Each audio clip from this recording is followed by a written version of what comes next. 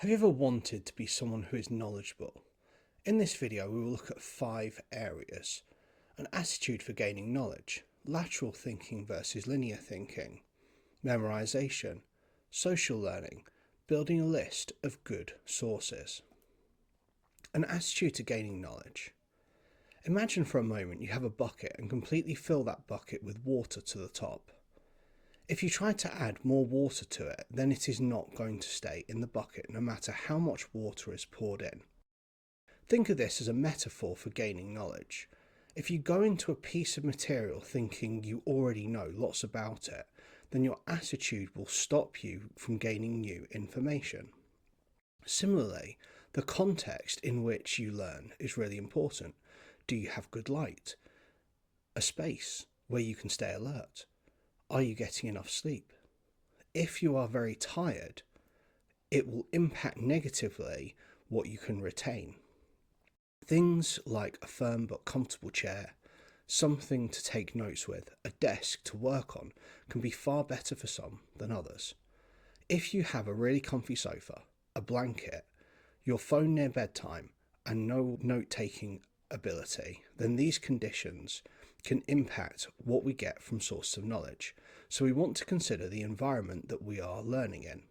Another consideration is the level of interest in what we are learning. The more interested we are, the easier it is to retain information. If there is something that is more dull in an area that we are interested in, then we want to make the more important parts of those dull areas interesting.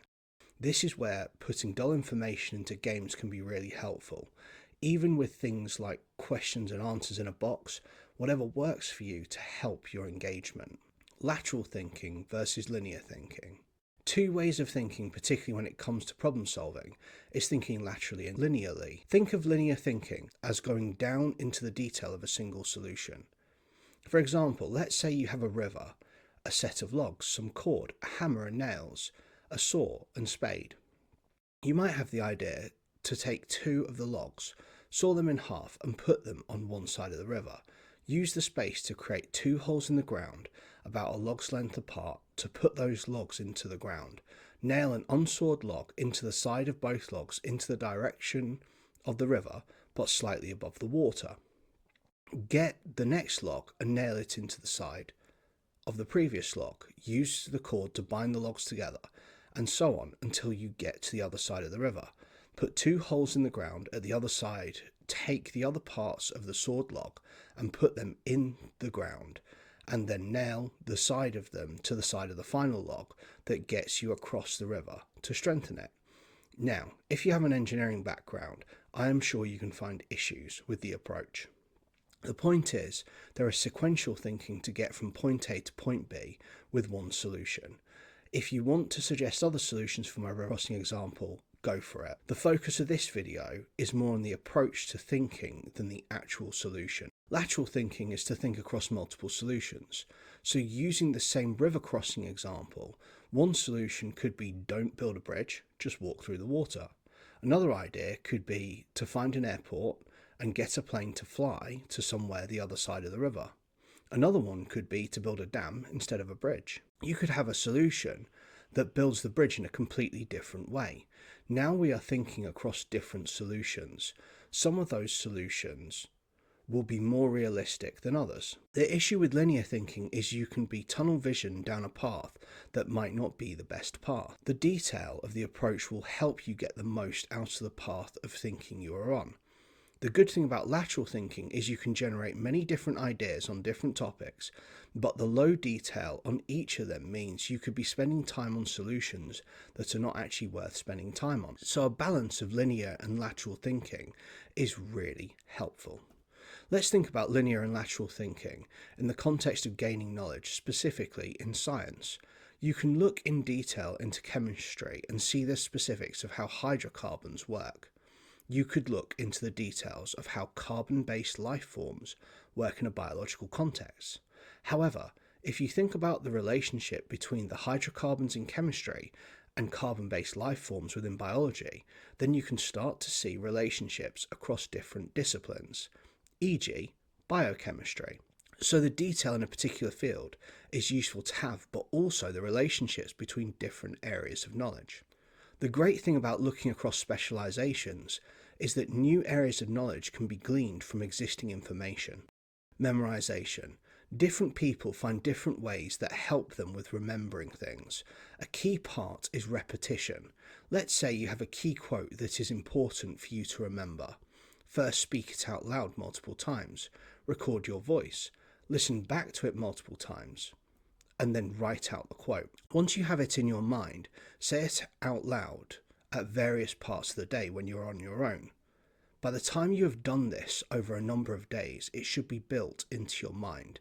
Then find applications to use it. The application of it will help reinforce the idea in your mind. What about if you had a paragraph of text? One idea is to take a highlighter and then highlight the key ideas in the paragraph. First, you can focus on memorizing the ideas themselves. Then in your mind, imagine two links in a chain to memorize the words before the key ideas and then connect it as a chain to the key idea. Then do this with the text that comes just after the key idea. When you do that, it reinforces the memory through association. Another option for something more visual is to turn the paragraph into a mind map. Put the key idea of the paragraph at the centre, then the key points, then branch off the key points to other detail in the paragraph. Let's talk about some visual learning. Turning things into diagrams or getting different pictures of the thing being discussed can all add to the visual memory. One example could be to associate things with your own home. So imagine your home, walk through each room, and then attach the different piece of information you want to remember to each part of a room. As you do this throughout your house, you will be able to create powerful visual associations with the information. Let's say you wanted to remember to get potatoes when out shopping. In the area where you store potatoes, you see only a red sticky note with the words "get potatoes" with an exclamation mark in your imagination we're talking about. Then you can go through the room in your mind later in order to check if you have everything. This can be applied to many different things for memorizing. Another form of memorization is through audio. In addition to listening to what you want to remember, you can try explaining it to someone close to you who is willing to listen. Social learning. The concept of learning with others is really important. Studying with a friend, asking each other questions, or having conversations with people who are experts in an area to help you understand what you are learning will all help with remembering it. Humans are designed to be social. We first learn by seeing what others do and trying to copy it from early childhood, something which could be both really fun and help you with learning is to regularly meet a friend, discuss and explain to each other about the things that you are learning. There are many times people learn off each other, and so by spending time with others who are interested in the same things you are wanting to be knowledgeable about, you can open opportunities for each other, recommending different resources, talking about different ideas to give each other more to look into. Building a list of good sources. As you develop in different areas of knowledge, build for yourself a good list of sources of information. Consider what works in both theory and practice. With something highly theoretical, this could be difficult. However, it is worth seeing if you can find practical implications of the highly theoretical, as in the search will expand your own knowledge. There are two areas to consider: the qualified and the experienced. A qualification isn't everything. A keen hobbyist in a subject area could end up being far more reliable than someone with a PhD in nonsense.